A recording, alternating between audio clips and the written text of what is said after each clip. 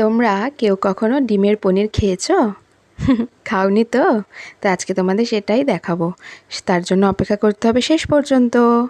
আজকে আমার হাজব্যান্ডের লাঞ্চ বক্সে দিয়ে দিয়েছি সেই গরম গরম ভাত, আর তার সঙ্গে রয়েছে পটল সর্ষে পোস্ত দিয়ে।